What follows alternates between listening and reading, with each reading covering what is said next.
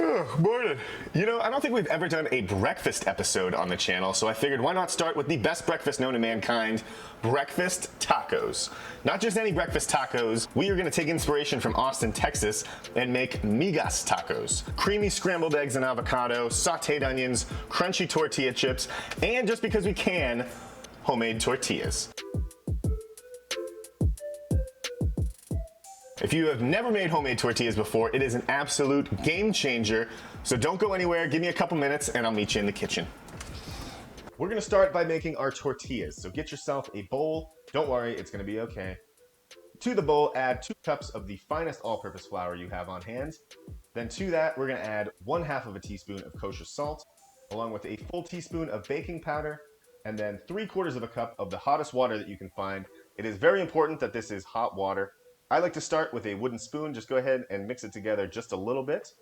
Then we're gonna add 1 full tablespoon of vegetable oil or canola oil. Keep mixing until the dough just starts to come together, and then it's time to use your hands. Get in there, it's gonna be hot, but you'll be okay, I promise. Fold it over itself a couple times, turn it out onto a work surface, and we're just gonna knead it for another minute or so till you form a nice smooth ball like this guy here. We're gonna throw it into a bowl, cover it, let it rest for about 5 to 10 minutes just so it hydrates a bit. And once your dough is hydrated, on your work surface of choice, add a little bit of flour. Turn out your dough. Just turn out. There we go. Get your dough. I like to cut it into quarters so it makes it a little easier to work with. Just make sure whatever you're not working with, you keep it covered so it doesn't dry out. So set that aside. I like to make my tortillas slightly larger than street taco size, so I'm going to cut each quarter into 4 even pieces. But you can make whatever size tortillas you want. If you want breakfast burritos, do that. We do need one thing though. If you have a good cast iron skillet, this is the time to get it over medium-high heat and get it hot, hot, hot while we roll these out. If you have a tortilla press, you can absolutely use one. I don't, so we're just gonna go old school with a rolling pin. Just make sure to flour everything really well so the tortillas don't stick. And then just make the best possible attempt at a circle that you can. Now, once your pan is hot, hot, hot, I like to toss the tortillas between my hands just to knock off any extra flour. And then set them in the pan, about 30 seconds on each side. They'll start to bubble up and you'll start to see some nice brown charred bits. Give it a flip, cook it 30 more seconds, and you have your first homemade tortilla. I like to set these on a plate just covered with a kitchen towel, that way they stay nice and warm. And just make as many tortillas as you need. You can freeze whatever you don't use, and that dough will last in the refrigerator for a couple days as long as you keep it covered. Now it is time to make our filling. This is a super simple filling. It's basically just onions, tortilla strips, and eggs. So we're gonna start by dicing up 1/2 an onion. Look at that, nice diced onion. Now get yourself a bowl, crack 4 eggs. If you're a professional like me, you can do 2 at a time. Just make sure to pick out all the shells.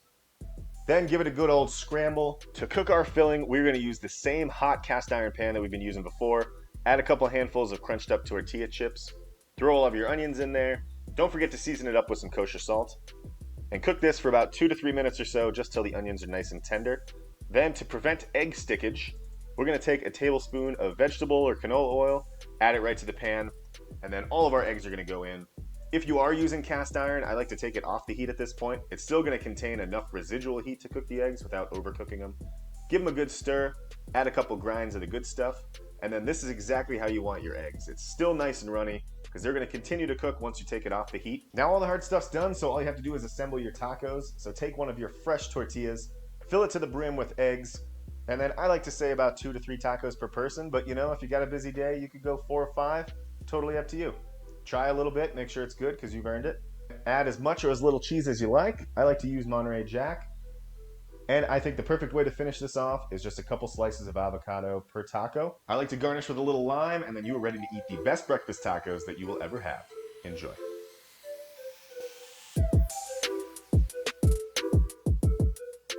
All right, so can someone please tell me why you're not making your own tortillas now? These were fast, easy, super cheap, and they're gonna taste way better than anything you buy in the grocery store. Plus, this whole thing we made in like 30 minutes. These take me back to Austin, Texas. The only place I've ever had Migas tacos. Do they make them other places? I don't know, and frankly, I don't wanna know. I will happily go to Austin every time I have a breakfast taco fix. We made these 3 at home for just this much, and in Austin, 3 tacos will cost you around $9.